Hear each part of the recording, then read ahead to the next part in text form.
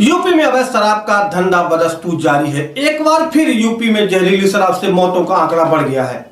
जहरीली शराब के कारोबार से दीपावली से पहले कई घरों में मातम छा गया है। क्या पहला मौका नहीं है जब जहरीली शराब से मौतें हुई हों। 2008 में जहरीली शराब पीने से 16 लोगों की जान गई थी। अगर कुछ सालों में आंकड़े पर नजर डालते हैं तो साल 2019 में 53 लोगों की मौत हुई थी, साल 2010 में 62 और साल 2011 में कई मौतें, 2013 मौतें, साल 2012 में 18 और साल 2013 में 52 मौतें हुई थी। साल 2014 में 5 मौतें हुई और साल 2015 में 59 मौतें हुई थी। साल 2018 में 17 लोगों की जहरीली शराब पीने से मौत हुई थी। वहीं 2019 की बात करें तो कई मौतें हुई हैं। सहारनपुर में 2009 में करीब 32 लोगों की मौत हुई। 2010 में वाराणसी में 20 लोगों की मौत हुई थी। 2013 में आजमगढ़ में 40 लोगों की मौत हुई थी जहरीली शराब से, और लखनऊ में 2016 में 36 मौतें हुई थी, जबकि साल 2016 में एटा में 41 लोगों की जान जहरीली शराब से चली गई थी।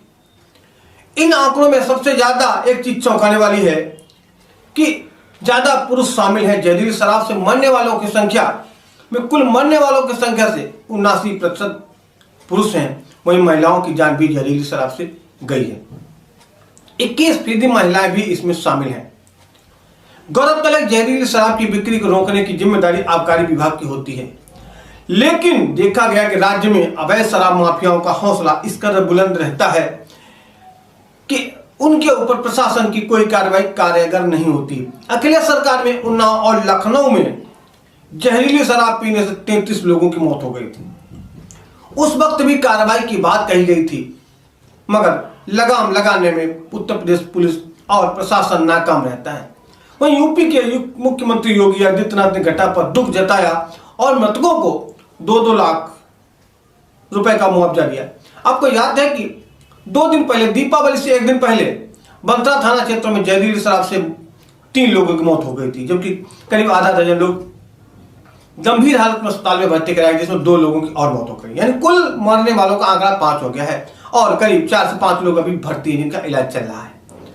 प्रशासन लगातार कार्रवाई की बात तो करता है, पर इन अवैध शराब के कारोबारियों पर कोई लगाम नहीं लग पाती है। देश की जनता से अपील है कि आज जमघट का दिन है। दीपावली के बाद जमघट का जो दिन आता है, ये अहम दिन होता है। आज के दिन लोग अक्सर नशे का सेवन करते हैं, शराब का सेवन करते हैं, अपने रिश्तेदारों को या अपने मित्रों को पिलाते हैं, या दोस्त मित्र खुद अपने किसी मित्र से कहते हैं कि आज पिलाओ। जुआ भी खेलते हैं, जुआ में हारते हैं, फिर घर पर जाकर अपनी पत्नी, मां, बहन और बेटियों से झगड़ा करते हैं। गाली गलौज, मारपीट, यहां तक कि बच्चों की गुल्लक को भी तोड़कर उनसे पैसे निकाल लेते हैं और ब्याज पर पैसे भी उधार ले लेते हैं। आज के दिन जुआ खेलना सगुन है, उसे अच्छा मानते हैं। यह नहीं समझ पाया कि जुआ खेलना सगुन कैसे हो सकता है, दारू पीना सगुन कैसे हो सकता है। किस वेद में लिखा कि दारू जुआ पीने से घर में खुशहाली और समृद्धि आती है। जुआ खेलने से पांडवों ने अपना पूरा राजपाट, यहां तक कि द्रौपदी को भी हार गए थे। महाभारत वजह बनी है तो वो भी जुए की वजह से। नशे का सेवन करने से लोग अपने आप को और अपने मित्रों को रोकने की बजाय बढ़ावा देते हैं। अगर आप नशा नहीं छोड़ते हैं, नशे की वजह से कितने परिवार बर्बाद और तबाह हो गए, कितने परिवार भुखमरी के कगार पहुंच गए और कितने बसे बसाए घर टूट गए हैं। अगर नशा नहीं छोड़ोगे तो आपके बच्चे भी बड़े होकर आपके ही नक्शे कदम पर चलेंगे, आपकी आदत में बच्चे भी शामिल हो जाएंगे। जबकि देखा जाता है, कहते हैं कि पिता के नक्शे कदम पर अक्सर बच्चे चलते हैं, जो बुजुर्ग करते वही बच्चे सीखते हैं। तो कोई भी ऐसा कार्य, चाहे नशा हो चाहे जुआ हो, कोई भी गलत कार्य करेंगे तो आपके बच्चों पर उसका प्रभाव बहुत ज्यादा होगा, क्योंकि बाल मन कोमल होता है। छोटे बच्चे अपने बड़ों को जो करते देखते हैं वही करने का प्रयास करते हैं। इसलिए जो भी करें अच्छा करें, ताकि आपके बच्चे आपके मार्गदर्शन में एक अच्छे नागरिक बन सके और देश को, समाज को नशा मुक्त बनाने में अहम भूमिका अदा कर सकें। जुआ, शराब सिर्फ बर्बादी लाती है, खुशहाली कभी नहीं। अगर जुआ शराब से खुशहाली आई होती तो आज महाभारत का युद्ध नहीं होता, पांडव हारते नहीं और न ही द्रौपदी का चीरहरण होता और न ही महाभारत का युद्ध होता। इसलिए दोस्तों, इस बात का ख्याल रखें कि कोई भी त्योहार दारू नशे को त्याग कर मनाएं। सबसे बड़ा त्योहार उसी दिन है जब आप दारू और जुआ जैसे बुरे कृत्यों को त्याग कर एक अच्छे नागरिक की भूमिका निभाएंगे और अपने परिवार को एक अच्छे मार्ग की ओर ले जाने के लिए नींव रखेंगे। क्योंकि कोमल मन, बच्चे जो हैं वो बहुत कोमल होते हैं और आपके ही बताए रास्ते पर अनुसरण करते हैं और चलते हैं। देखिए, सांसद कौशल किशोर के 28 वर्षीय पुत्र ने शराब के नशे में आदी होकर अपनी जीवन लीला समाप्त कर ली। 1.5 महीने तक अस्पताल में इलाज चलने के बाद मौत हो गई। मौत से आहत पिता ने एक बीड़ा उठाया कि शराब मुक्त समाज बनाने का संकल्प लिया, जिसमें देश के और प्रदेश के, शहर के कई लोग सहभागिता निभा रहे हैं। आइए हम सब लोग इस मुहिम में मिले, जुड़े और सांसद कौशल किशोर जी की इस मुहिम को जन जन तक पहुंचाएं ताकि नशा मुक्त समाज का गठन हो सके और समाज में एक अच्छी विचारधारा बढ़े, ताकि आने वाली पीढ़ियां, जो बच्चे हैं, वो एक अच्छे नागरिक बन के आए। सुनिए सांसद कौशल किशोर क्या कहते हैं, सुनिए उनकी बात और समर्थन करिए। और उनकी सुबह मैं अपने दरवाजे पर बैठा हूँ। आज जमघट का दिन है।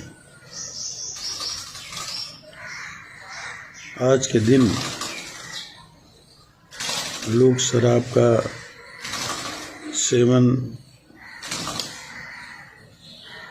खुद कुछ लोग करते हैं और कुछ लोग अपने रिश्तेदार, दोस्त, मित्रों को भी बुला करके नशे का सेवन कराते हैं। जुआ भी खेलते हैं, कुछ लोग रात में खेले होंगे,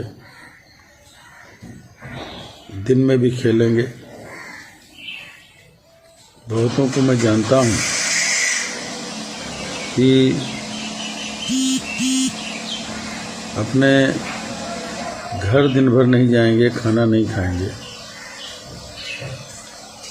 जुए में लिप्त रहेंगे, पैसा हारेंगे, ब्याज पे उधार पैसा लेंगे या घर की जेवर बेचेंगे या घर में अपनी पत्नी से, माँ से पैसे मांगेंगे, बच्चों की गुल्लक फोड़ के पैसा निकालेंगे, जुए में हारेंगे, खेलेंगे। ये त्यौहार खुशी का त्यौहार है, अपनी बर्बादी का त्यौहार नहीं है। मैंने बताया कि थाना बंथरा के अंतर्गत लतीफ़ नगर का एक लड़का और 3 लड़के वहीं रसूलपुर गांव के, जिनकी उम्र 28 साल से लेकर 35-36 साल तक थी, अपने पीछे 3-3, 4-4 बच्चे, दुधमुहे बच्चे, नाबालिग लड़के, रोती बिलखती अपनी पत्नियों को विधवा करके, माँ बाप को तड़पते हुए छोड़ करके, जहरीली शराब पी करके मौत के आगोश में चले गए। मेरा अनुरोध है कि अपने बच्चों पर रहम करो, अपनी पत्नी पर रहम करो, रहम करो अपने बूढ़े माँ बाप पर, रहम करो अपने ऊपर, नशे को छोड़ दो। आज के दिन नशा ना पियो, बिल्कुल नशे का बाइकाट करो। अपने किसी दोस्त मित्र को नशे के लिए, पीने के लिए ऑफर मत करो, प्रोत्साहित मत करो। जो लोग मेरी बात सुन सकते हैं, समझ सकते हैं, कितना भी तुम्हारा खास दोस्त हो, रिश्तेदार हो, मित्र हो, उसके कहने पर नशे का सेवन मत करना, बर्बाद हो जाओगे, मिट जाओगे। अपने बाप की तरफ ध्यान करके देखो, कैसे मेहनत करके तुमको पाला है, पोसा है, पढ़ाया भी होगा, भूखे रह करके तुमको खिलाया होगा, खुद कायदे से नहीं सोए होंगे, तुमको सुलाया होगा। इसलिए अगर तुम्हारे भी बच्चे हैं, उन बच्चों को कैसे पालते हो, वैसे ही आपके माँ बाप ने भी आपको पाला होगा। कृपया करके मेरी प्रार्थना को सुनो, मेरी विनती को सुनो।